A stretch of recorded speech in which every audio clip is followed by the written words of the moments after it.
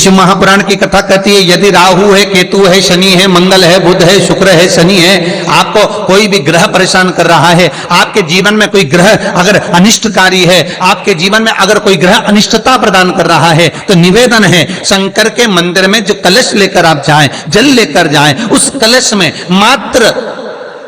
अक्षत के 2 दाने डालकर ले जाएं, मात्र 2 अक्षत के दाने। जैसे सूर्य नारायण को प्रसन्न करने के लिए अपन कुंकू डाल लेते हैं, हल्दी डाल लेते हैं जल में, या चने की दाल डाल लेते हैं जल के अंदर। सूर्य नारायण को प्रसन्न करने के लिए हमने चने की दाल डाली, कुंकू डाला, हल्दी डाली, और कभी कभी सूर्य नारायण भगवान से बहुत जरूरी काम है और वो कार्य हो ही नहीं रहा है, या तन पर कोई रोग हो गया है, तो उसको मिटाने के लिए कई बार हमने भगवान सूर्य को अर्घ देते समय सफेद फूल भी डाला है, कभी लाल फूल भी डाला है।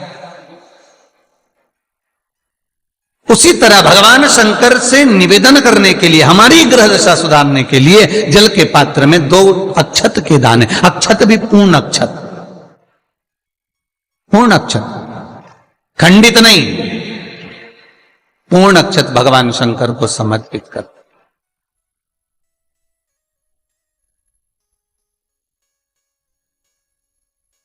और बाबा भोलेनाथ को जब हम जल समर्पित करें तो राहु, केतु, मंगल, शनि, शुक्र, बृहस्पति जितने ग्रह हैं सब अनुकूल हो जाते हैं महाराज, सब अनुकूल, सारे अनुकूल। ये उसके लिए जो बच्चा पढ़ने में कमजोर हो, जिसका विवेक काम नहीं कर रहा हो, जो बच्चे की बुद्धि विद्या अध्ययन में नहीं रमती हो, लगती ही नहीं हो,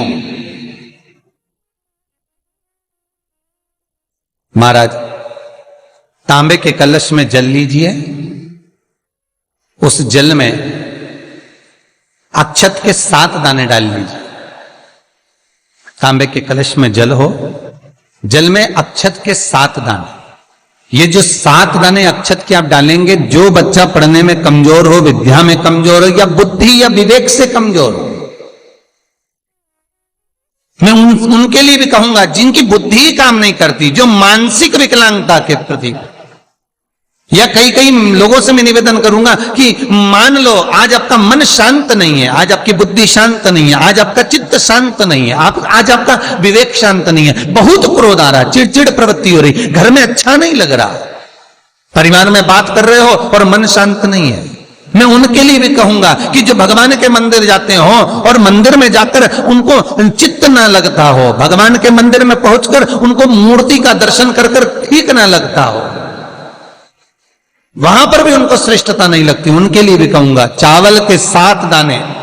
जल के पात्र में डाल लीजिए और मात्र 5 पुष्प सफेद जल के पात्र में डाल लीजिए। दुर्वा के 3 बट, एक लंबी सी, यहां तो अभी दुर्वा नहीं है, पर एक लंबी सी जो दुर्वा होती है, दुर्वा में 3 गांठ पड़े, लंबी डंडी होगी तो 3 गांठ अपने आप आ जाएगी, 3 बट वाली दुर्वा उस जल के अंदर डाल लीजिए और शंकर के मंदिर में जाकर उस जल को समर्पित कर दीजिए। जल समर्पित करना है, ये वाला जो जल चढ़ाएंगे आप शंकर को, जैसे शिवलिंग सामने है और जल का पात्र अपने हाथ में है, तो उल्टा जल चढ़ाएंगे, ऐसे आपकी ओर मुख करा हुआ कलश भगवान शिवलिंग पर आप चढ़ाएंगे, उल्टा के बाद इस तरह से, ऐसे नहीं चढ़ाना है उसको, इस तरह से चढ़ाना अपनी हो। मात्र 15 से 20 मिनट में जिसकी चित्त वृत्ति रमती नहीं हो, शांत नहीं हो रही हो, बुद्धि चित्त ना लग रहा हो, 15 से 20 मिनट में अंतर आ जाएगा, आपका हृदय चित्त प्रसन्न होगा।